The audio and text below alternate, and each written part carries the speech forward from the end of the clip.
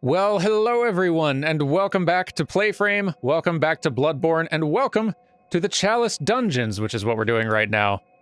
Dan Jones is already here, looking so casual. Hello, I'm just having a sit with my little lantern friends. Oh yeah. Oh, look at them. There's a lot of them. Are there always this many? No, I think it depends on how... I don't know. I think it's something to do with how active the multiplayer is in the area or something. Ah, that'd be interesting. But anyway, these are the Chalice Dungeons, everyone. We're going to do some Chalice Dungeons today, and possibly next week as well. I don't know how long it's going to take us to get through these. So, for those of you who are not... For those of you who are not... Very easy right now. Familiar with how Chalice Dungeons work. These are sort of an entirely optional side thing you can do in Bloodborne.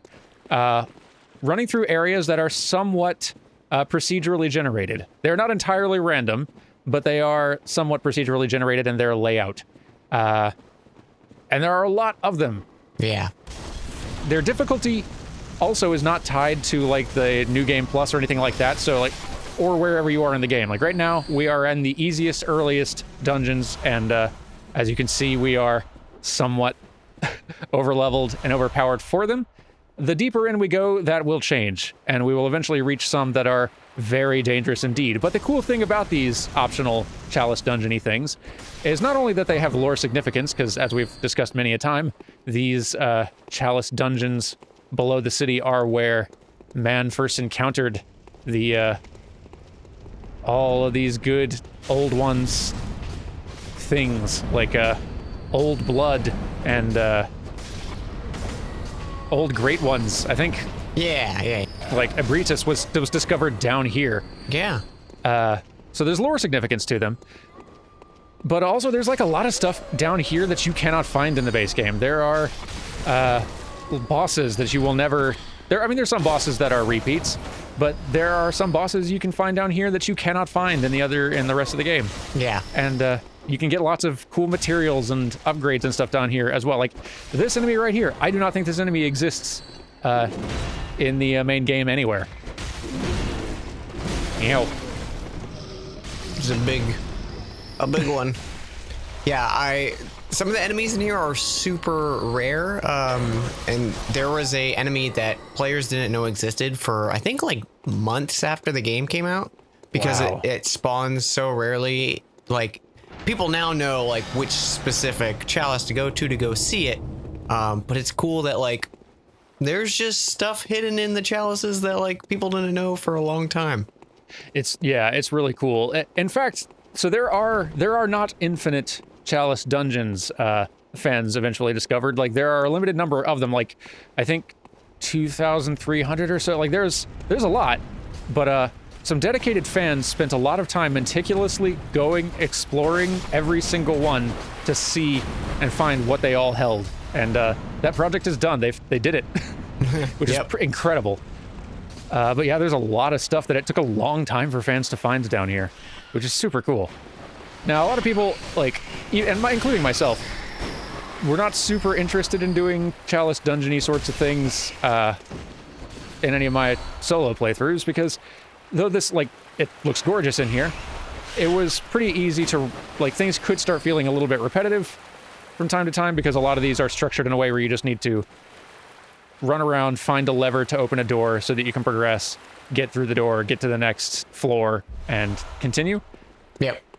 But there's still lots of neat stuff down here, so I think we're going to have a pretty darn good time. And especially with Dan here with me, this is going to be way more enjoyable than just kind of wandering around on my own.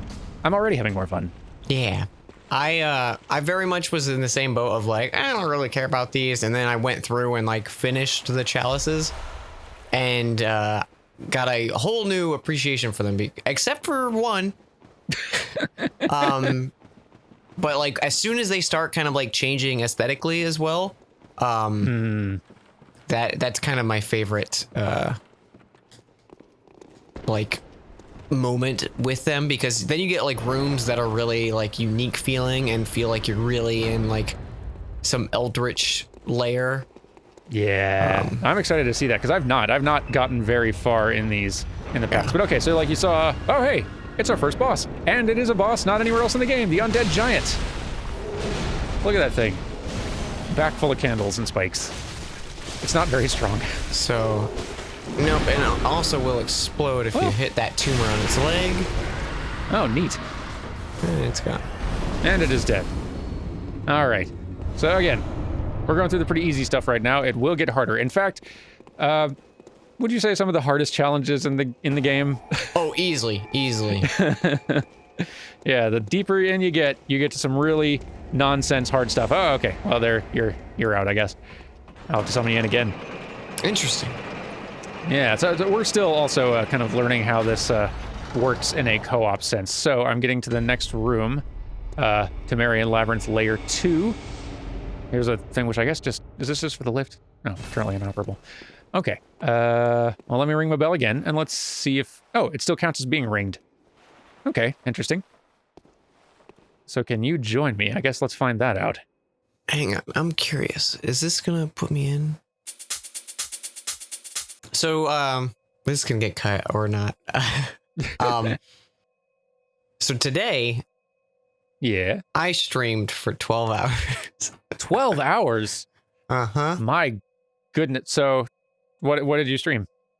It's just one game. I've been streaming. I've done like 3 Ocarina of Time randomizers in the past few days, just Whoa. for fun.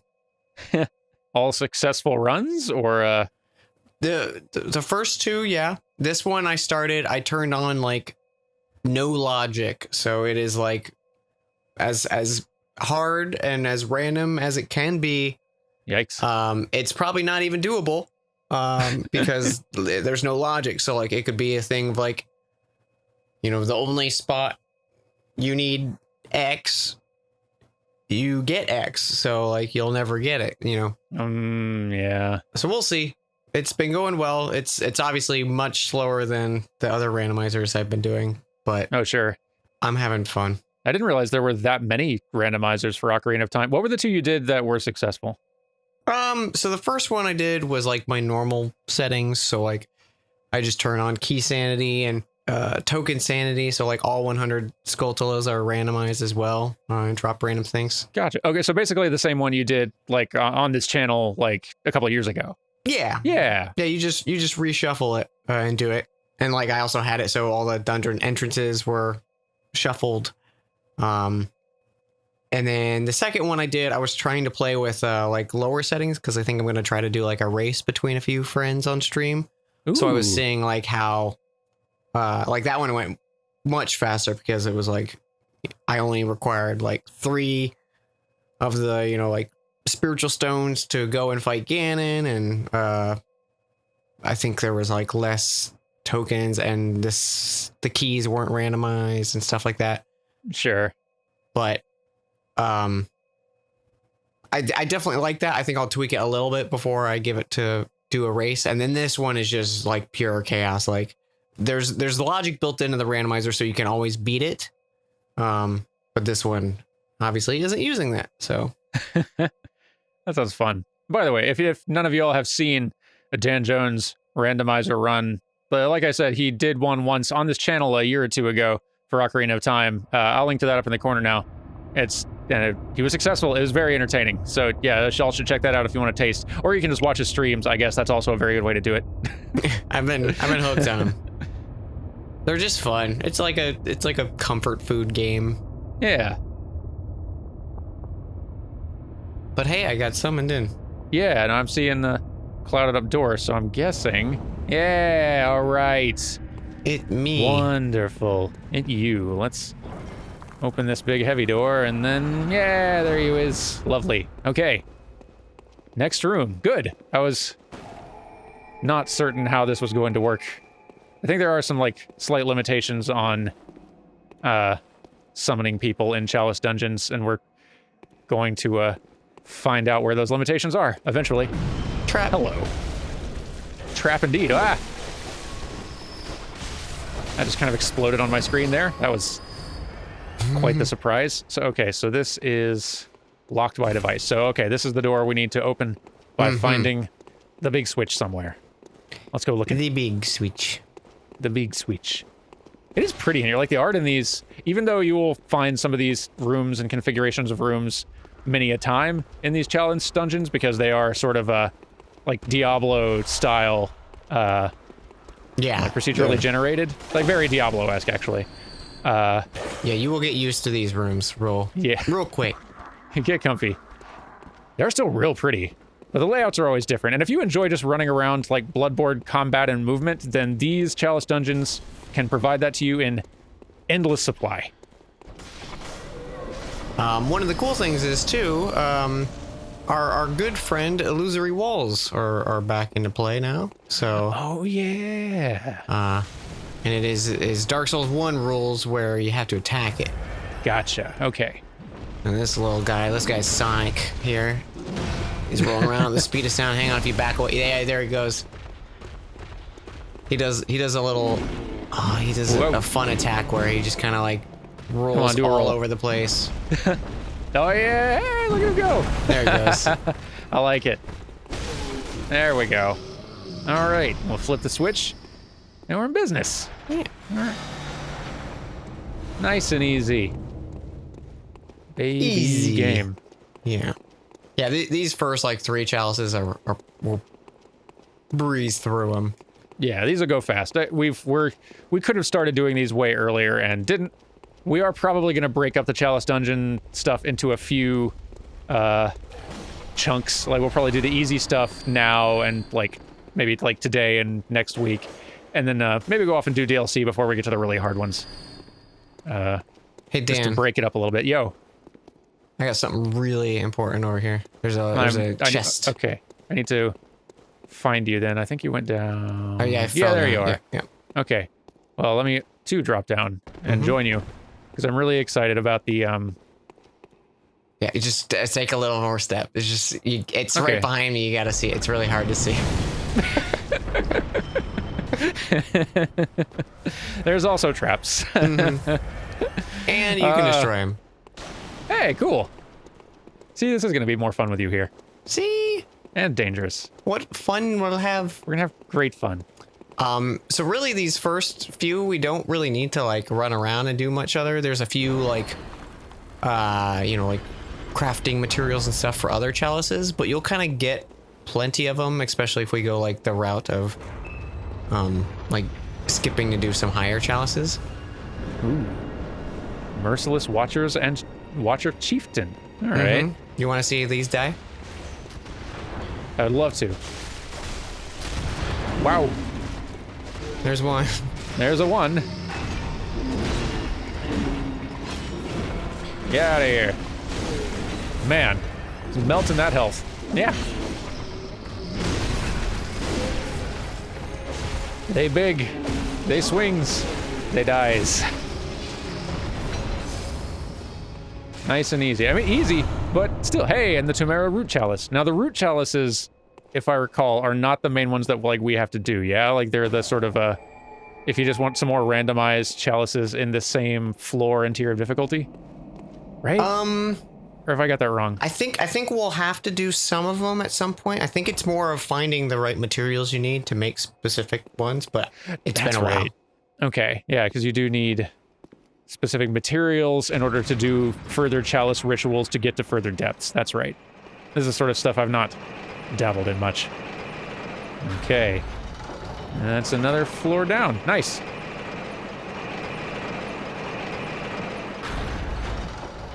Huzzah. Layer 3. And now we wait. And we wait. So what got you in the Ocarina randomizer mood? I think it was my birthday recently, and I was like, I'm gonna play something I like. Yeah. And that was kind of it. And then I like immediately after I was like, I just kind of want to play it again. Even there's like so many games out that I've like been wanting to play, but I was just like, nah, more Ocarina time right now. It's too good. I understand. We all have those days. So you've done a pretty wide variety of randomized games. What are some of like, if you were to give me like top 3, and I assume Ocarina is one of them. What have been like the most fun randomizers that you've run in the past? Well, you're familiar with one of them now. I am. The Hollow Knight one was really fun. I wasn't sure how fun it was gonna be. But even like I did it with the like full room chaos and stuff. Ooh, yeah. And I couldn't get the enemy randomizer to work, so I was like, oh, Jess, you got your like. I could only get just the enemy randomizer. I couldn't get other stuff working with the enemy randomizer. Yeah. But I think with all the charms, especially like some of the DLC items and stuff like that, it got really fun, and I was super happy because one of the first gems I got or charms I got was the unbreakable strength. So I just had like bonkers damage right at the beginning of the run. It was wonderful. That's incredible. Yeah, when I started up and tested it a few times, like the first item I got in the actual recorded run was actually the least interesting because like sometimes I got the dash as the first move, which is great. Sometimes I got the wall, like the Mantis Claw wall climb. One time I got the King's Brand, which is like, oh, cool. Oh, nice. Yeah. Yeah. Like I've got some pretty amazing things in that first chest a lot of times. It is really fun. Like something about just the item randomizer on its own feels a little like almost doesn't feel like enough, but actually you probably could get a lot of entertainment out of just the item randomizer on its own. Yeah, it like I don't know. It was just I think part of it too was, you know, like I just want to play Hollow Knight again. It's just really fun to play. Yeah. Even without anything mixing it up or changing stuff around, it's just fun to go back to. Yeah. I did a few Steel Soul attempts just playing, and one of these days I'm gonna do it. I think I'm gonna try it too. Like I don't know if I can actually complete. I don't think I will complete it, but I've been just playing the vanilla game a little bit on my own, just for funsies, and kind of trying to play it as if I was doing a Steel Soul run, like just picking up the breakable charms and stuff like that. And I've gotten through like City of Tears and stuff and haven't died yet. So like, all right, I know there's a lot of game left, but like I'm doing all right here. I can see this working. Yeah. I think. Let's see. One of mine, I died to the crystal bugs. Those dang little crystal bugs that snipe you. Yep. When I died there's one. Oh, shoot.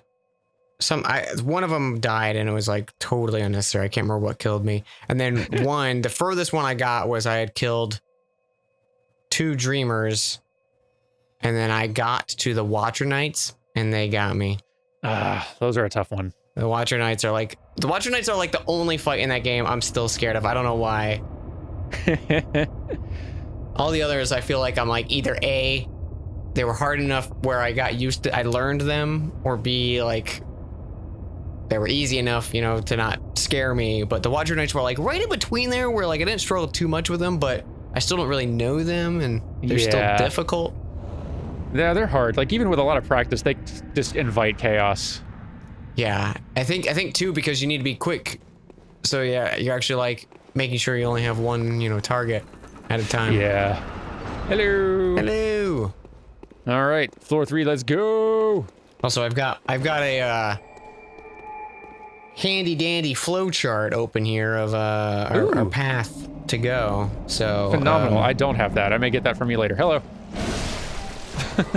I win.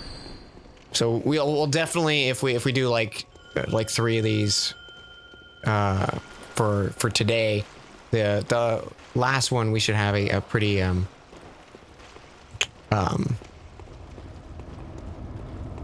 we should be appropriate challenged, I think. Maybe. I don't know. Nice. Did you summon a little hunter? I did. I saw a random one and thought, like, why not? Tomb Prospector Oleg. Oh, so hey, we got a friend. Yeah. We do. What's going on down here? All right, so here's what you're gonna do. You're gonna run out here and look left. Run out and look left. I got it. Hello? Whoa. Big. These things. So yeah. Okay, so watch see the little like part that's shiny on his face, or the little tip, right? Yeah. So now when you kill these guys, they like implode and they detach. And then this part like drops. That's awesome. Yeah. That's a different death. Hello. Yes, that's what I was looking for when we killed him the other time. Yeah, that's awesome. Also, this room, there are some versions of this room later on that are absolutely terrifying. Oh yeah? Like, there's patrolling, like, boss mobs and, like, Jeez. cannons on the top that'll, like, one-shot you. It's ridiculous. What? I am nervous, but excited to experience that stuff with you there to give me some warning. Oh, man. You took out the big bug. The big bugs do not like blood. It went down in one slice. Weird. Everybody seems to like blood around here. Finally, we found someone who's not the blood fan. Yeah, I think like I think humans and not like beasts are like blood doesn't really do much of anything to them. Okay. But beasts and otherworldly stuff seems to like, or kin. Yeah. I think blood does good against those folks. All right. Which is nice because I remember never doing good damage against any of those. Oh, hey, look. Enemy, that's cool. Enemy is cool. Hang on. I was just grabbing blood vials over here. Enemies is cool. Where? Whoa. Whoa, that's awesome. It normally is aggressive, so I understand where Oleg's coming from. Get it, Oleg. Good work, buddy. Earn that paycheck. I'm kidding. We're not paying you. But yeah, they'll do like a thing where they follow you and then disappear and then like do a backstab animation on you. What? Kind of thing. It's really cool. Oh, big fellow. There we go. So big. Okay. Oh, cool. You can do it too. Great. Oh, yeah. I was like, Good to I'm know. curious if I could pull this. And I bet you I'm feeling this right here. It was wrong. Maybe this I'll test this one out, just in case. Wah! Nope. No. Okay. Gotta check. Gotta check. So we got distracted by Hollow Knight talk. What is your third favorite randomizer that you've Oh, third favorite. I've done a lot of Zelda ones. It's hard to not look at Zelda ones because I love them. Zelda is like uniquely suited to being just great randomizer material, it feels like. Yeah. Like, I can see Link to the Past ones being great and Majora's Mask too. Oh, you know, I gotta pick the Link to the Past Super Metroid linked randomizer. That one yeah. is Or like you can so cool. go through certain paths and suddenly be in Super Metroid, so you're like having to keep track of the two sort of randomized maps. Yep. That's so cool. You literally play through both games and like you could be, you know, going through a dungeon in Zelda and you get the Morph Ball. So next time you warp over into the Metroid game, now you have Morph Ball, and then you're playing as Samus and you find a heart container. Like, That is so cool. it was really for those fun. of you who've not seen it in action, like GDQ has done races of that, where like two speedrunners, I think that did a race of that particular one with two Yes, speedrunners yeah, both trying to, trying to race to finish that randomizer soonest. And randomizer races are surprisingly like really exciting to watch. Yeah. There was a Ocarina of Time one it was like 2 days ago. Oh, awesome. And it was really good. Hey, you want to see something random that you don't really ever use? I'd love to. Wee, ha ha ha. Whee! There you go. You don't like ever need it. Oh, this is going to be way old news for everybody now, but did you catch the Pump It Up run that a guy did just yesterday for us, weeks ago for everyone else? Basically a DDR game speed run. Oh no, I missed that one. For almost for a straight hour, his legs moving at just like blinding speed. I was like, he was exhausted. I'm almost surprised he did not pass out. It was incredible. That is awesome. Yeah, highly recommend checking out the VOD later. There have been a lot of really good runs. Did you watch? For anyone who's like, oh, I'll go watch that. The Half-Life Alyx run. I haven't yet, no. But don't watch it for spoiler reasons, Yeah. because story spoilers happen. Not like a lot, and it's towards the end of the run, so if you did want to avoid it. But it was amazing. Like so they had the camera of, you know, the person VR running, and like they're multiple times they'd get down to crawl, so they would like clip into the floor and then like scuttle across the floor really fast so they could like change their position. It was amazing. Like they were speed crawling, speed running, speed crawling. Wow, like a VR speed run. I don't think I've seen anyone do a speed run of a VR game before. Like they kept doing things where they would like get to the edge of something, and like Alex has a built-in like, oh, you can't, you know, clip into stuff or whatever. Yeah. But they would get it close enough and then reposition their play space and like keep doing that a little bit at a time. So eventually it would be like, oh, you must be on the other side of this wall. Like, Huh. and they would, you know, just clip through doors that you can't go through or walls. And it was a very enjoyable watch. That's super cool. Did I just Yeah. go on a side path here? Like Yes. I saw that there So was... yeah. Some of these side paths have either sometimes they can have weapons, sometimes Hello. they can have shops, sometimes they can link to the previous chamber you were in with like just more goodies. Neat. Okay. Yeah, there's a lot of stuff. Usually it's like just more to fight and more XP to get, but Sure. when the later ones start rolling around, they're worth exploring for the other variant weapons, because I can't remember what they're called. I think it's like a lost version and an uncanny version or something. Ooh. Everyone's gonna yell at me because I said that wrong. I can't remember. One of them is lost though, so it'd be like a lost Ludwig's Holy Sword or a lost Chikage, and it'll have different gem slots. That'll be the difference. Oh, interesting. Okay. That's kind of cool. So like I think it's like guns are the only ones that have like crescents or something like that, or circle slots. Yeah. But like there's a version where you can have your, you know, hammer has circle slots, so you get the like rare gems that you normally put on firearms, or something like that, you know. That's really neat. Can I get yeah, I can get down here. Might as well. Let's see what the heck is down here.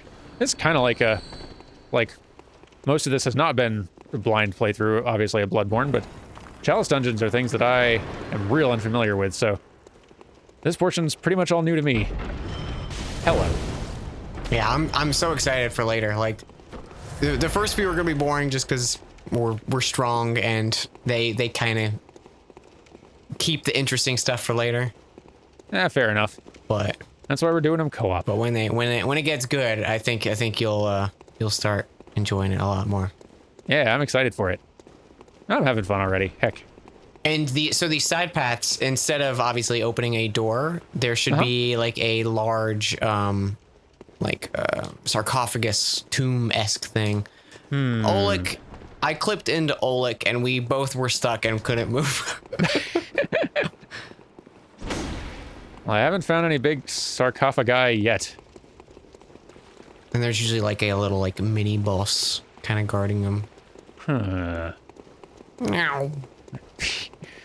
Maybe I saw it and ran past it or something? Hello? Doesn't look like it. Unless no.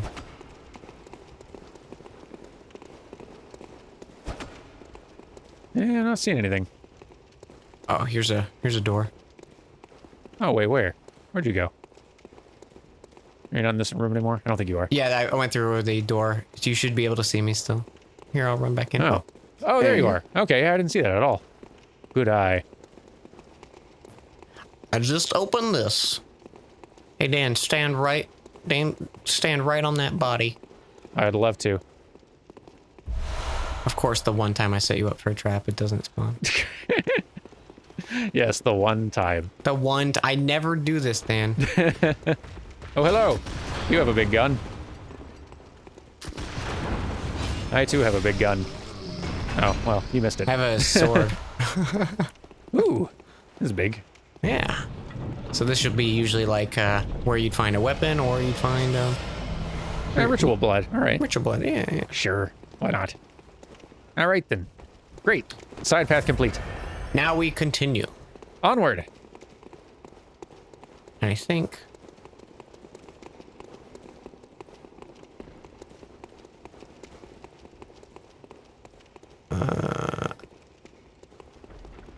Oh, I destroyed the thing. That's good. Real easy to get turned around in here. Yeah.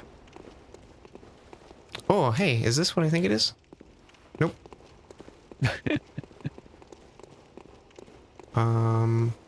Were we upstairs when we did this? I believe we were upstairs. Okay, I found it, yeah. Hey, okay, here we go. Caught up to you. Wonderful.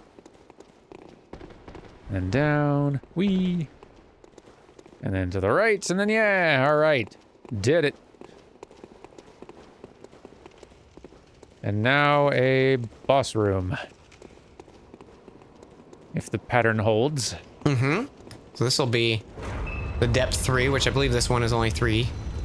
So. Hello. They look big. Watchdog of the old lords, eh? Yeah. You are big. Look at you. So it's a little popper. Oh, it's a little creepy puppy. That's so on fire. I exploded his leg. It seemed like, yeah, I'm just gonna smack it a few times here and okay, fire. I get you. I get you. Whoa, speedy little thing. Yeah, that dash can hurt later on. No bite.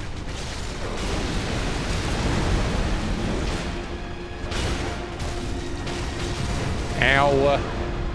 He also does this really big explosion. Oh, Yeah. he's doing it. Run away. Whoa. That's a good one. Nope, he's gonna barf. He got sick. What'd you eat? What'd you eat?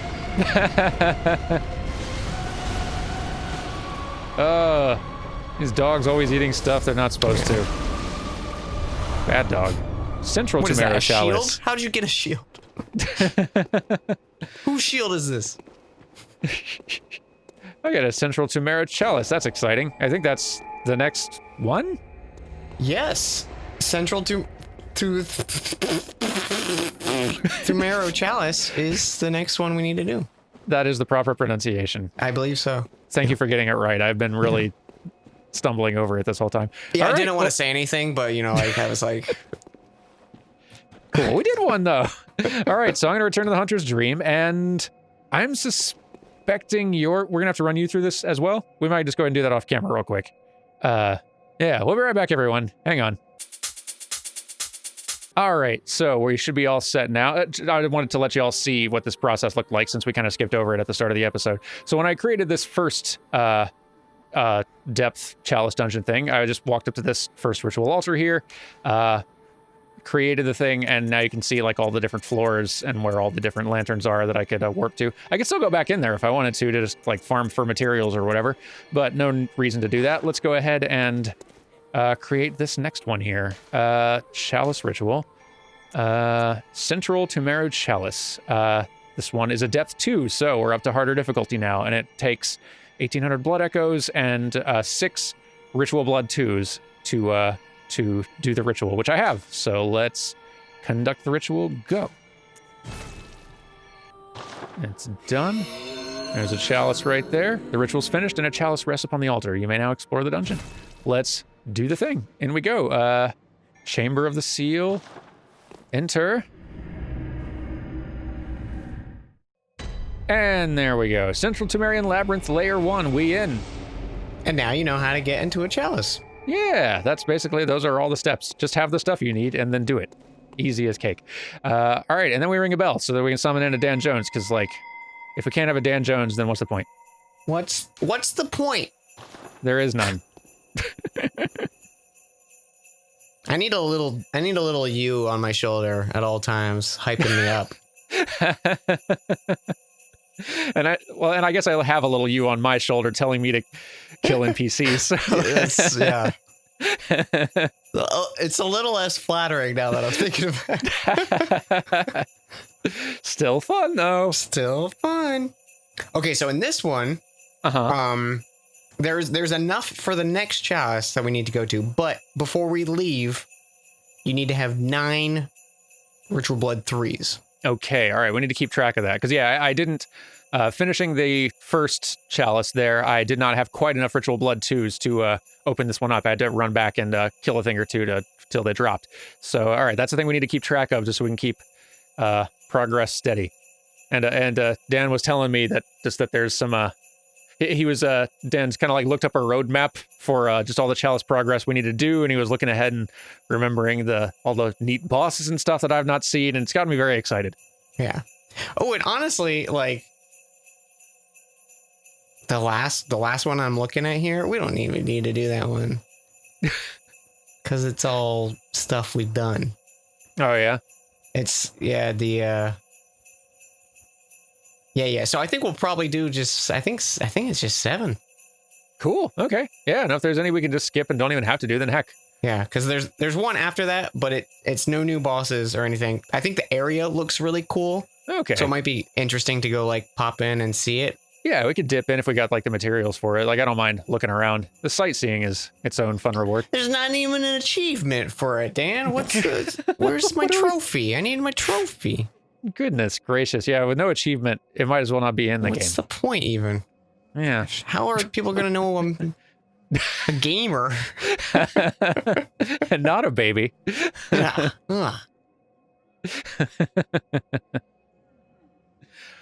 Score me, rank me. I was so obsessed with my Xbox.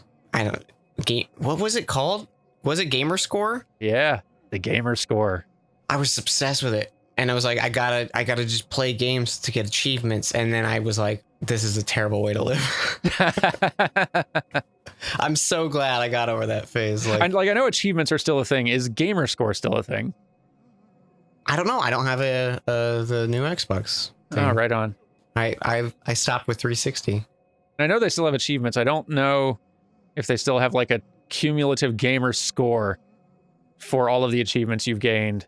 I feel like they have to. I feel like it was such a thing. That's true. Yeah, I remember that being like, I didn't go out and play games just to get the gamer score for the achievements, but I definitely, in playing so many games, because that was like an era where I was just trying out, like going out and renting games regularly, just trying out all kinds of genres, and really, it was when I really started like exploring more kinds of genres and trying to get a broader idea of what just the full scope of what games had to offer. And I ended up just playing a ton of games and just ended up getting a lot of achievement and high gamer score just from that. Enough so that like coworkers who I've occasionally played games with made fun of me. There is, oddly, for whatever reason, high gamer score does not in all circles gain you respect. What? I know. I've been lied to. See, if I had PlayStation trophies then, they'd have thought I was cool. Ah, see. That's the problem. Thing. How about that? Beckoning bell. Yeah, I hope that works. Let me double check. Just okay, I did ring it. Good. Oh no, I was just saying. It's taking its sweet time. Ah, you are being summoned. I so love seeing the, like, even before I get the alert that someone's joining me, like, I see fog forming in the doorway, and it looks very cool. Oh, that's cool. Yeah.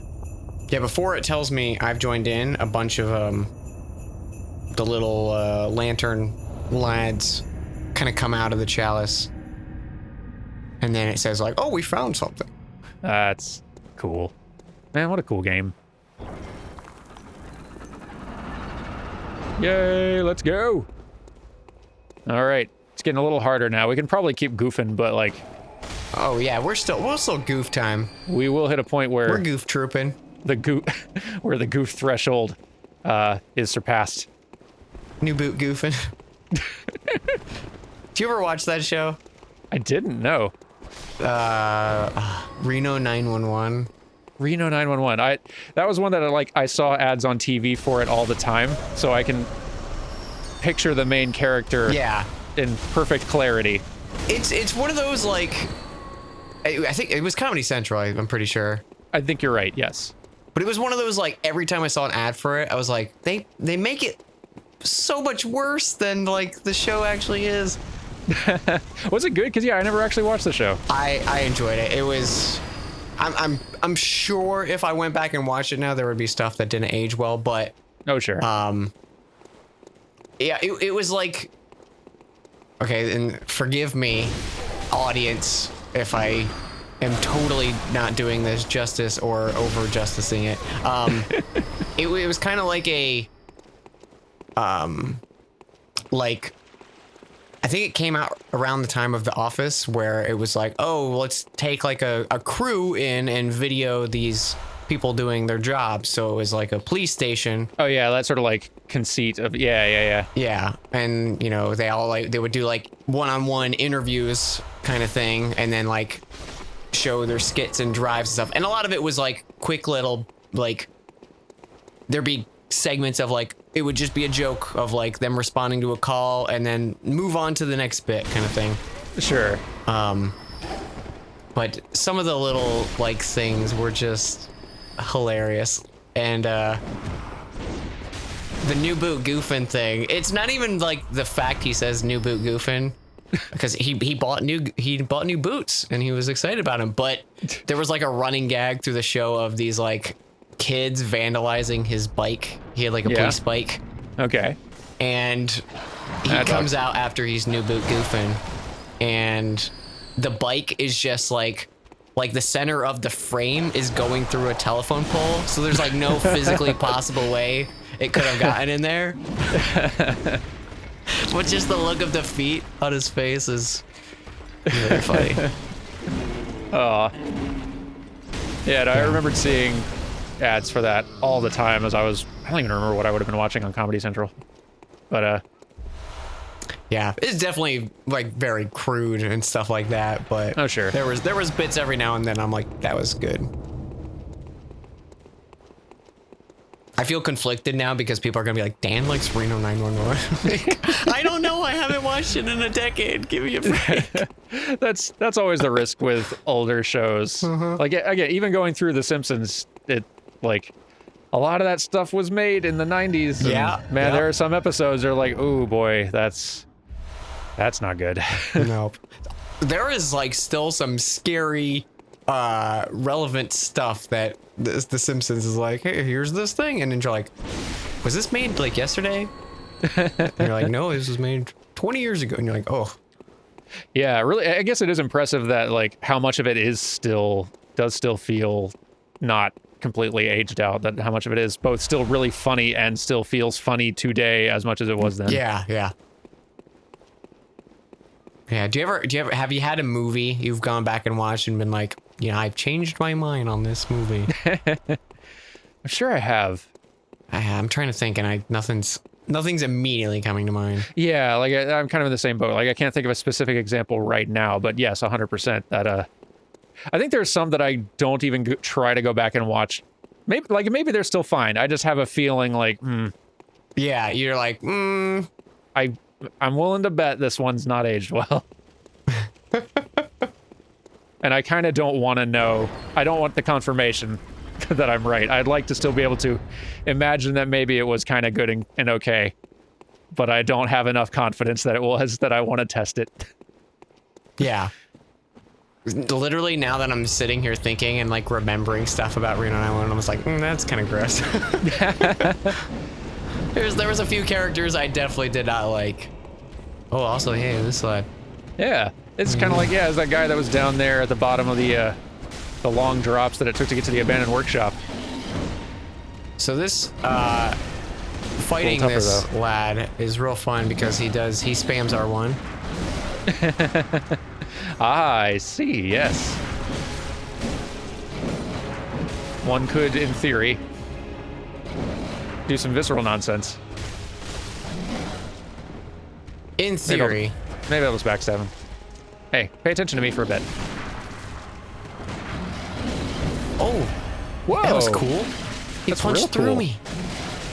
He's just like eating you and stuff. Maybe I should hit him. He's just having a little nibble. Oh, wow, now he's just chilling out. All right, can I hit you now, though? When's my turn? You have to give me a turn, or it's not fair. Don't roar. Man, my bullets do a lot of damage. Well, he's dead now. He's dead. Yay! No. Woo! This is my bad, Dad. How could you do this? So, all right, that's another one down. Let me head in here. Well, that's like a prime Bloodborne story. How is that not in the game? Wait, which one? Like, okay, like the girls who Gascoigne's daughter, right? Yeah. So like you tell her, oh, your mother and father are dead, and your father killed your mother, and something happened to your sister. I got you a new puppy. And then the puppy just goes feral and turns into a werewolf, and then you just find claw marks, and then you're like, Bloodborne roll credits. Yeah, Bloodborne.txt, yeah. Well, these are new. Sorry, I found a side door and I ran in it because I assumed that summoning you would still work while I'm running around the side door. These are little scorpions with a little green bulby spines. They're new. And they got little skull faces. I hate them. Yep, got little scorpions. Yep. They got some good armor when they're appropriate level. Yeah, that's little beast face scorpions. That's... Yeah, there's a whole lot of enemies you haven't seen yet. Yeah, it's wild how much stuff they made for this side stuff. And like, in part, yes, it's super cool that there's all this additional content outside the main game. I can also see the argument for folks who are not a fan of the Chalice Dungeon thing who would just have loved to see this, like, all right, well, that's stuff that could have gone into just making more base game, which, yeah. Sure. But this is cool, though. I weirdly, like, I'm down with it. I kind of wish this bled into Dark Souls in some way of, like, literal dungeon diving kind of thing, but I'm fine with it not. Also, like... Yeah. Either way, it's a neat, unique thing that this game has that the others don't, and that in itself is kind of cool. Yeah. I was about to say, though, okay. Hello. What? That's a goo slime off the ceiling that's eating me. Please let go. Please no, stop. The old slimes. The old slimes. There haven't been slimes in Bloodborne until now. Really? I don't remember any slimes. There's just like piles of like bones and stuff like that. I think they're in there somewhere. Maybe they are somewhere and I just don't remember them. I don't think we've run into them in this playthrough yet, at least. Not that I remember anyway.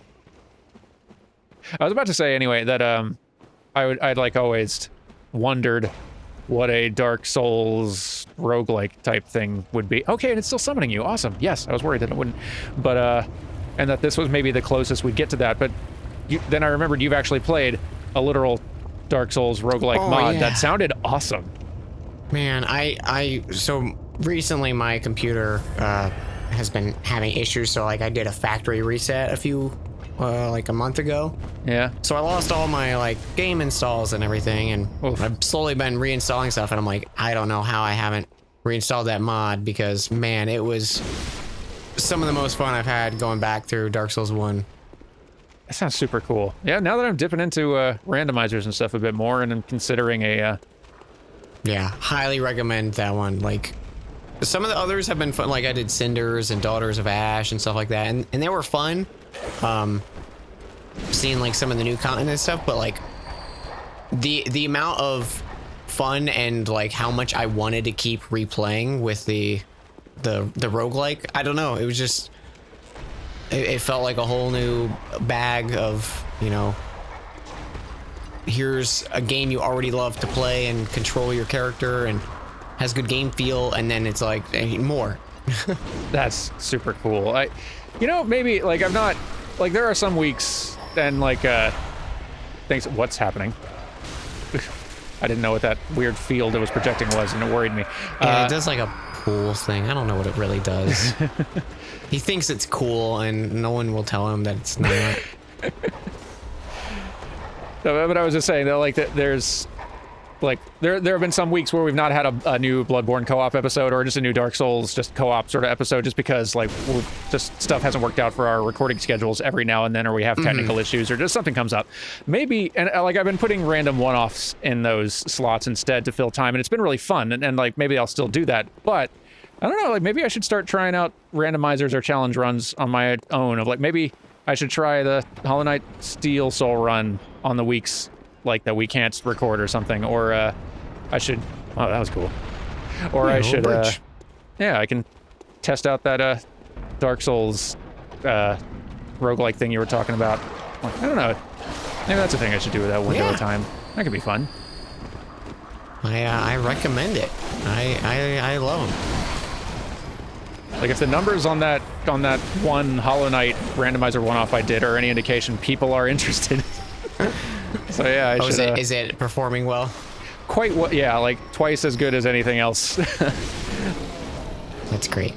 People like the Bug Knight, which makes me happy because I sure like the Bug Knight. I mean, that Bug Knight's great. It's from good Bug Knight. Big fan of the Bug Knight. Big fan of the Bug Knight, and the more time I can spend with the Bug Knight, the happier I am. Yeah. Hintertomb Chalice. Interesting. Okay. Look at this guy just sitting. Hey, do you want to... Oh, you just want to talk? You don't really feel like fighting? Your heart's not in it, but all right, you will. Oh, he dodged. He did dodge. That was a good move he did. Yep. There we go. Yeah, you tell him. I should double check and see how I'm doing on Ritual Blood 3s. I have 3 of them. And we need 9, you said, or 8? We need 9. 9, Layer 3 right. should have 6, though, so... Oh, awesome. So, yeah, we should be good then. Awesome. Good, good, good.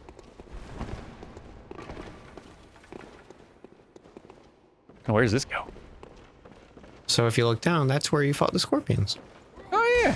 There's a dead rat and everything.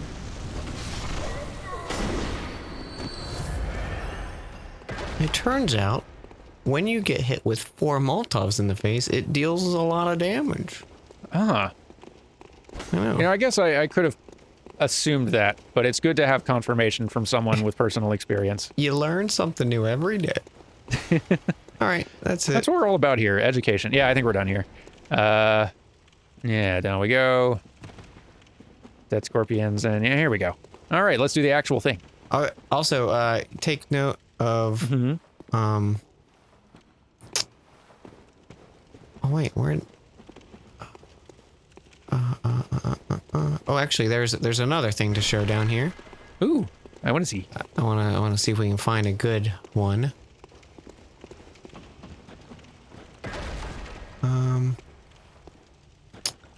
It's not really any good positions. It's not a really good field. It's like some knights down here. Yeah, here you go. There's kind of a Lost track of you. Oh, here you are. a familiar armor set, if you will. Yeah. All right. Yeah, I had not noticed that we had just like some medieval Dark Souls-esque knights just dead down here. That's cool. Yeah. I believe this is the Drake Keeper set. That's great. And I think it was like one of the ones they reimagined from Demon Souls, so it's kind of like a tie-in of the whole franchise. Yeah, I like that. I like the sort of thematic overlap and the little tie-in. I also it's this way. I also just love that it also suggests that like how long ago these things were explored originally, like how much the world of Bloodborne has advanced technologically since these depths were first plumbed. Plumbed is a fun verb that I never get to say. You're breaking off with that fun language. Yeah, thank you. Here's me. Butts and farts. We need both. You know, I'm the smooth brain bringing in the. Oh, hey, it's a little guy like our little these Arden Chapel guy. Yeah. Suck. When things get harder, their flames will like one-shot you. Don't love that. No, very not a fan. Hey, see, look I'll at do that. Yeah, that's. What is the point? It's just the equivalent of tripping in Smash Bros. Like, why are you even doing that to us? Smash Brothers tripping. It's such a weird thing that existed. It really is. What an odd thing. It feels like it's fake and like everyone's lying about it, but then you're like, oh, it's real.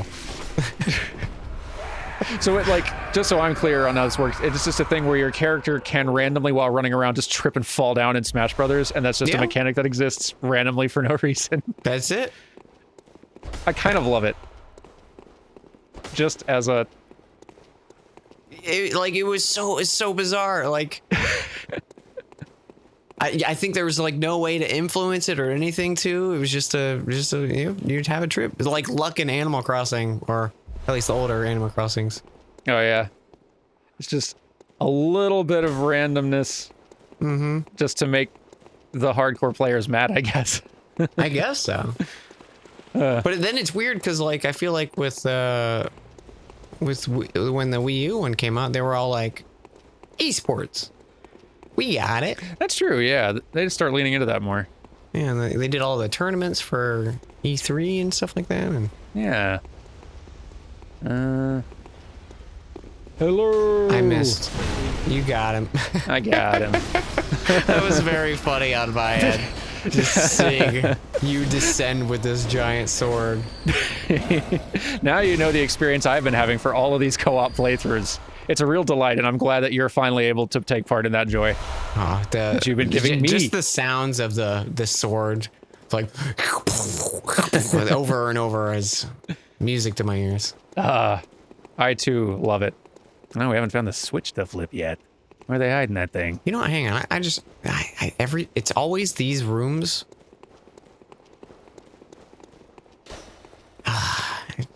Yeah, we haven't found one of these little. It's gonna be soon. I definitely think we'll have one maybe in this level, but maybe later. But okay, it must be downstairs because we checked upstairs already. Yeah. Okay. Although, so if you weren't just doing Ocarina randomizers day in day out, what else have you kind of got on your plate that you're looking to play next? I just finished Hat in Time. Oh yeah, sounded like you were loving that one. I really loved it. Like, so I did a thing where chat like chose to play. Like they met like a community challenge thing or whatever that Twitch has implemented. Yeah. Oh, there it is. And oh yeah, they picked that and the new God of War. So eventually I'll be starting the new God of War. But I went through Hat in Time first, and it was like, I think like maybe 15 hours, and the first like few hours of it was so good. Like it was such a good experience because each level was like a new genre and everything was fun and fresh. Also, this is what I was trying to show you before. If you come back just the way you came. Hang on. Here we Remember are. how we were talking about in the nightmares? So see how the little guy with the lantern, he lit that we've been here. Oh, well, thanks, bud. Yeah, I appreciate that. You can watch them like light it when you run by them sometimes. That's cool. Like for the first time. So yeah, so these little guys pop in basically just in rooms that you've been in, just so you can just know that you've been in this room before. That's nice, especially given that how many of these rooms look alike. Yeah, it's really nice in some spots because you're like, where am I? But but yeah, it was a wonderful time. Like there was a few minor like frustrations I had, but I think most of that was how good the rest of the game was. I was like, this part's not as good as the rest of the game. I don't know if I'm going the right way, by the way. I'm just kind of running around. Kind of, but chalice. Oh, this was the one that there was nothing here, right? Okay. Yeah. I remember now. But yeah, it sounded like you were having a great time, especially coming off of Banjo-Tooie, which you hated. Oh my gosh, Banjo-Tooie. All right, everyone pull up a chair. We got to talk about Banjo-Tooie. I really put that one on the tee for you. Go ahead. There was a time and place that I was going to play Banjo-Tooie on the channel here. Oh yeah. And I'm glad I didn't. Now, I too am glad of that. I wanted to love it so much, Dan, but there were just so many bad decisions. Like, it's one of those things. I wish I was a fly on the wall for the meetings they had when they were creating it, because it feels like night and day from how good Banjo-Kazooie was. That's really disappointing. Almost as disappointing as this person looks cool. This person looks awesome. Yeah. And you can get this armor once you kill him. Oh, Brad, Keeper of the Old Lords. This looks amazing. I love this. Just kind of enjoying the wild moveset here, but I will do a backstab. Thank you. Nice. Yeah. Look at all these additional... Whoa. Look at you with your fire sword. That did a lot of damage. That really did, yeah. I'll let you handle this. Yeah, yes. Got it. Yes, they do. Their second phase is a little fire sword, and they get nasty because the fire does bonkers damage. But yeah, we're still a little over. Yeah, and that's just fine. But we'll fight that. That one comes up a few times, I think. Okay, well I don't mind. Like that was really cool looking. I don't mind running into that a few times. But yeah, like I'd had the experience of like only playing a little bit of a Banjo-Tooie when I just was younger as a kid and not getting that far in it and feeling like I wasn't enjoying it as much, but not being able to really put my finger on why. So I was really curious what your experience with it would be.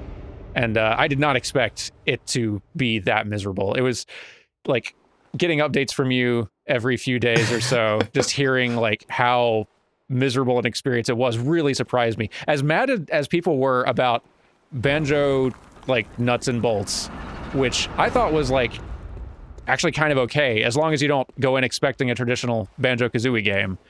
Like I really am surprised that people weren't more upset about Banjo-Tooie from the sound of it. Like I think I had like a 5-step program of how to make Banjo-Tooie a good game. It was like step 1. So a lot of the game is like based around like, oh hey, you can separate Banjo and Kazooie now. But a lot of the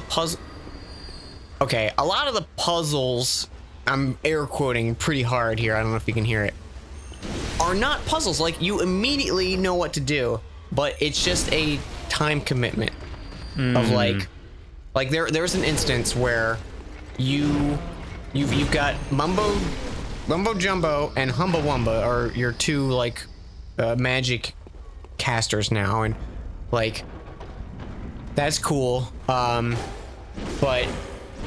so one of the segments, you have these like little pads that Mumbo can stand on, and he can do a thing there. Okay. So in the level, Humba Wumba, she transforms you, and it's like, oh cool, new transformations, and you go to this one and you get like a little dinosaur, and you get a little baby T-Rex, and you're like, okay, that's cool.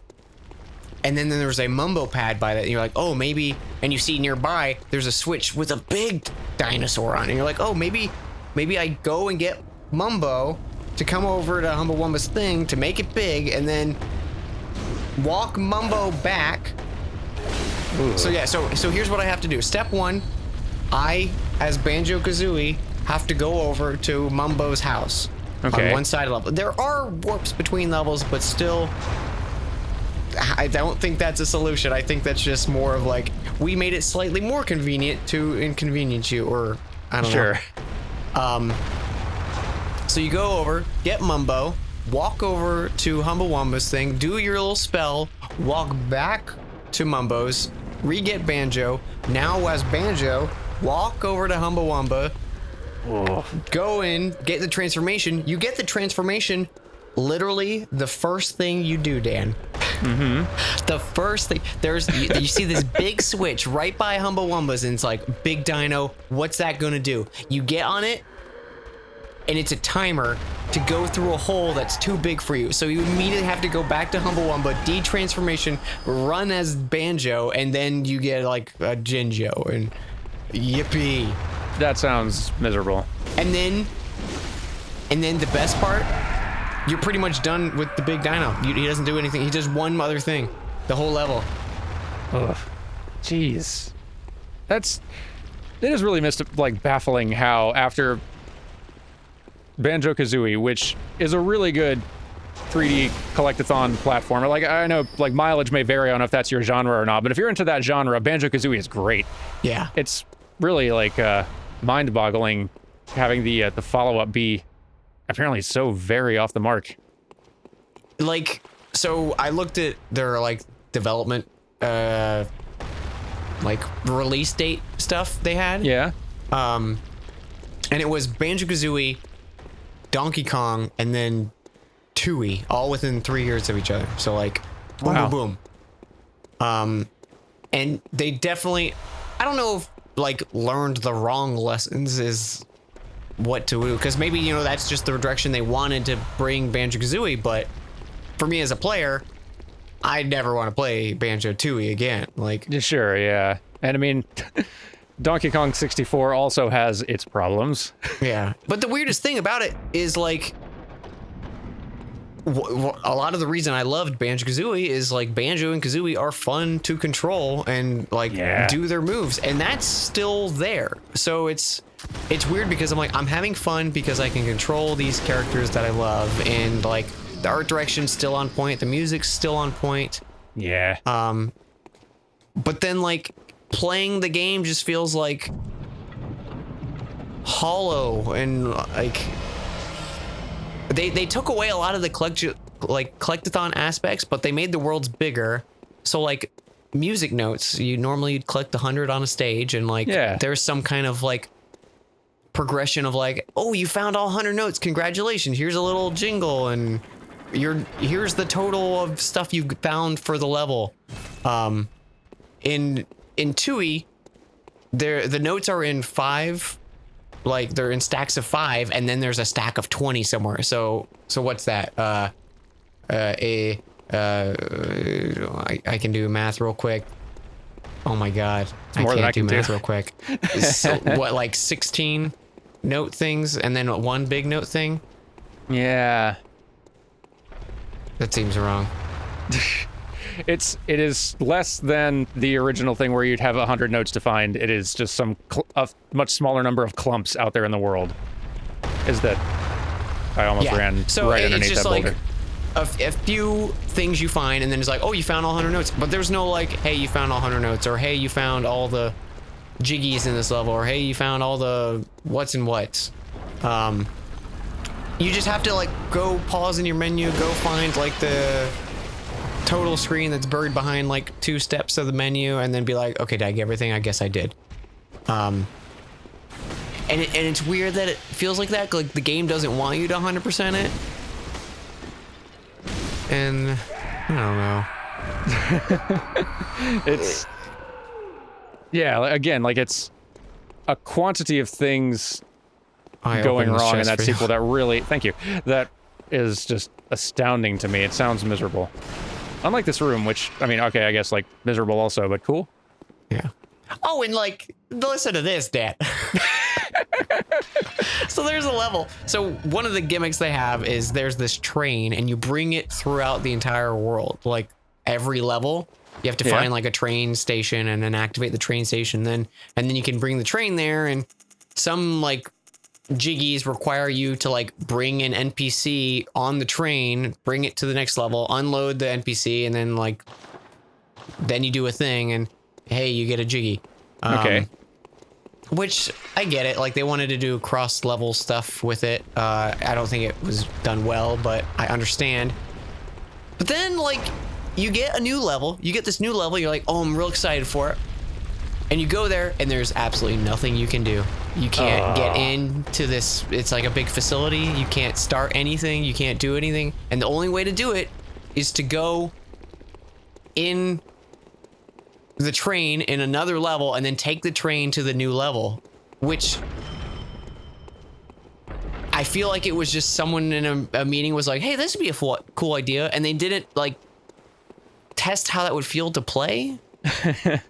It sounds like there's a lot of that. And there are a lot of wild, like from what I saw, new ideas and systems, and like there's first-person shooter stretches and weird like other mini-game kind of mechanics in there. It does sound like they threw a whole bunch of stuff at the wall without like a lot of cohesive experience design to it. I don't know. It's hard to tell. Yeah, and like the first-person stuff, there's like segments where you're kind of like it's like a Doom-esque thing or Quake or whatever. Honestly, those weren't bad because like you didn't have to aim too precisely, and it was kind of like a fun little maze. But then the rest of the game relies on you using first person very precisely, which one, I was on an N64 at the time, and I was playing on the Xbox version, which it's bad first person controls. It's not like, you know... Yeah, it can't have felt good on an N64 controller either. Yeah. Like, you know, like when you're playing like a shooter and you have like a one-to-one like movement, like, oh, I push up, my character looks up and it stays like my reticle's always in the center of the screen kind of thing. Yeah. It's more like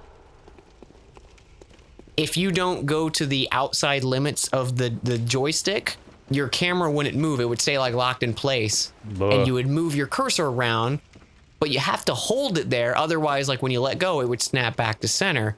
Bleh.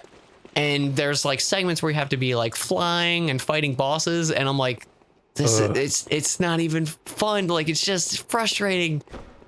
I could rant about this all day. You've opened Pandora's box, son. I really did just kind of like break a fire hydrant there. But I did it kind of on purpose. I knew what I was getting into. I just wanted to hear. It broke my heart because I wanted to love it so bad because I love Banjo-Kazooie. Like, yeah, I love Banjo too. I understand the complaints. Banjo-Kazooie might be like my... If I had to give a game a perfect rating, I would probably give it to Banjo-Kazooie before anything else. Next time, like for real, next time we get you in town, you and I are playing Banjo-Kazooie. Oh my god, I would love it. I don't even care which one of us plays. I'll sit and watch because just listening to it makes me happy. Yeah, no, I think that would be a blast to do. Yeah. Speaking of getting together and playing things. Yeah. Did you PlayFrame see about that? I know it's old news now, but you guys see that Demon Souls remake? Demon Souls remake looks pretty good. Oh my gosh. They're keeping us fed, man. This co-op stuff, we're never gonna run out. Yep. Yeah, so we were playing around with ideas, and it definitely has to be us playing either like co-op, or I'll come out there and watch Dan play, and I'll sit and commentate this time, because I say we co-op, but I've never done any co-op stuff in Demon Souls, and I haven't either. Yeah, because co-op might make certain stuff way more tolerable. I'm really curious to see like how much of the tendency stuff. I really hope they keep the tendency, but I hope they add in a way to push it to white. Yeah, I hope they like keep it and find ways to make it more manipulatable in easier ways. Like even if it was a farmable thing like humanity or something like that. Yeah, like I don't want them to radically change much in Demon Souls, but I think that there are a few systems that are really cool ideas that if they just tweak a little bit will be awesome. And I definitely don't want them removing the systems. That'd be a bummer. But yeah, no, I'm excited for it. It looks gorgeous, and yeah, I'm like Blue Point has me excited. Yeah, they've got a good track record of making really, really gorgeous updated remakes of classics. Yeah. Also, I love these like little street area kind of segments. Yeah. They pop up every now and then, but there's one I remember I had it saved on like my first character. I saved like a chalice, and it was every I think it was 5 of them. They were all Canehurst Vile Bloods. Whoa. Wait, and so like that hunter in the... Oh my goodness. Yeah, and it was like 5 of them. But it was something bonkers, like 500,000 souls per kill. Like, oh sure, but to get them. Oh yeah. So like what we're talking about is the remember when I went up and screwed Eileen's quest over so bad that I ended up fighting Eileen instead, and it was also cool and I didn't mind. If I'd done it right, I would have instead fought a hunter who is like one of the hardest hunter fights in it. No, it's the hardest hunter fight in the game for sure. They looked a lot like. Yeah, which looks cool. It looked a lot like this. But yeah, like some of the hardest fighting in the base game, and you had 5 of those to contend with. I've never even fought one, and I don't really entirely want to. It's very much like the strategy for going through it, because it was just like an XP farm, essentially. Or Sure. a Blood Echoes farm. Was just go slow, backstab, and then run. Like, and because if two of them aggro, like, there's no chance. You have no chance.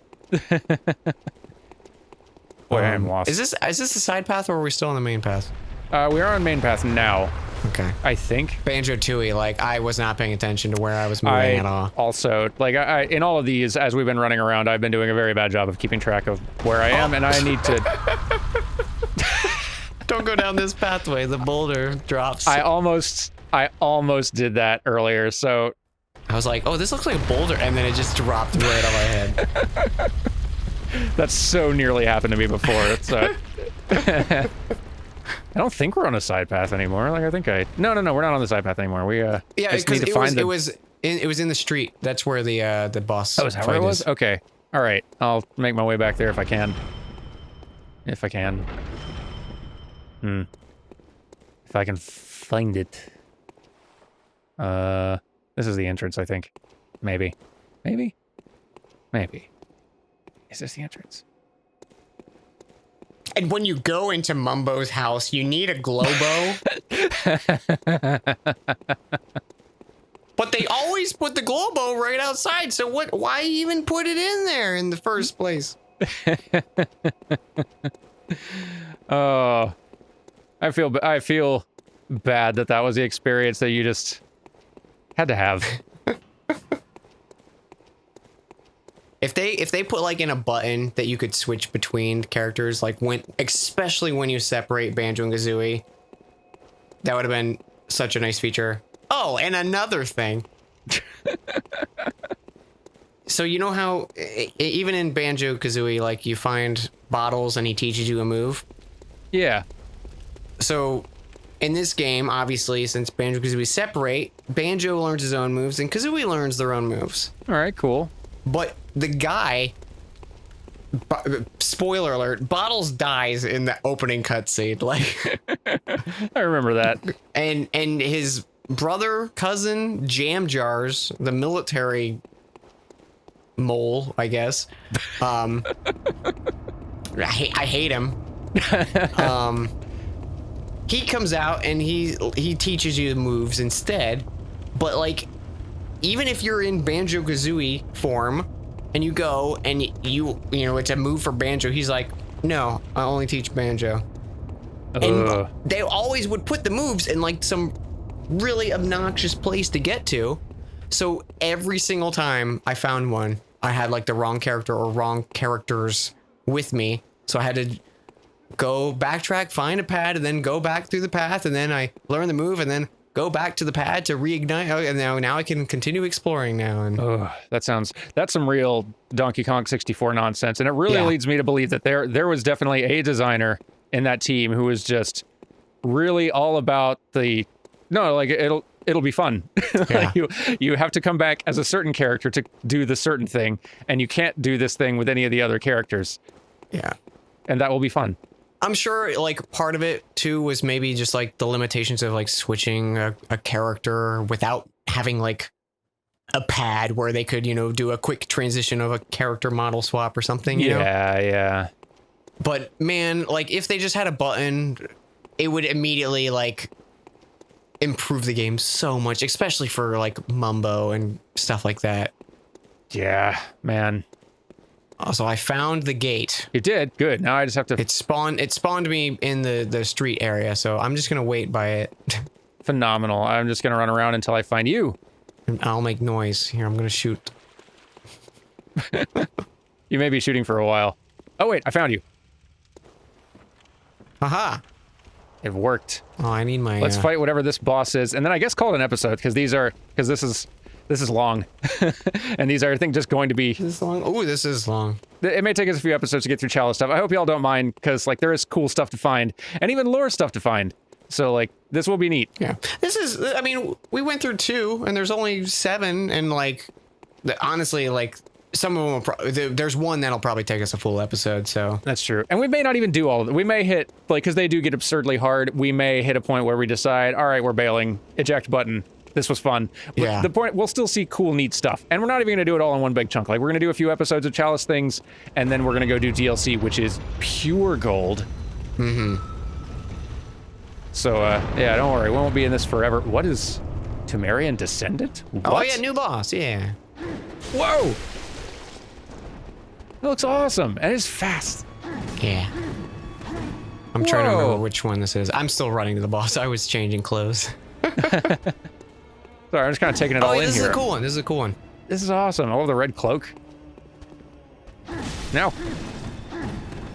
Yeah, much like the Beast Soul lad, they spam R1 a lot. A lot of There ARM1 you go. spam. Yeah, I was just noticing.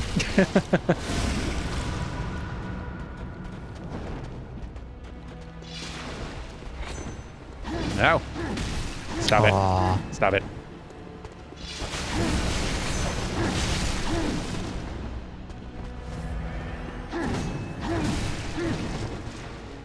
Come on. There we go. Almost got you. Oh, now he separates. Phase 2. Ooh, red. Oh no. Oh, and he does this one attack. Oh, let's see if we can get him to do it. Yeah, He I want to throws see what him. else he does. Yeah. Whoa! That's awesome. I love that attack. I'm glad I have the luxury of being able to sit and watch and just soak damage for a bit here without dying. It's the nice thing about doing these early ones. Like, we're not super in danger of getting one shot or anything. Yeah, really way into the R1 spam though. Yeah. This must be why they all died. There's another version of the, I think it's the Temerian Elder. Ooh, Which I don't know if we actually fight on this path. nice. Did we? I think we finished the second chalice. Yep, that's the end of the second chalice. And I probably have enough. Oh yeah, 9 Ritual Blood 3s. We're good.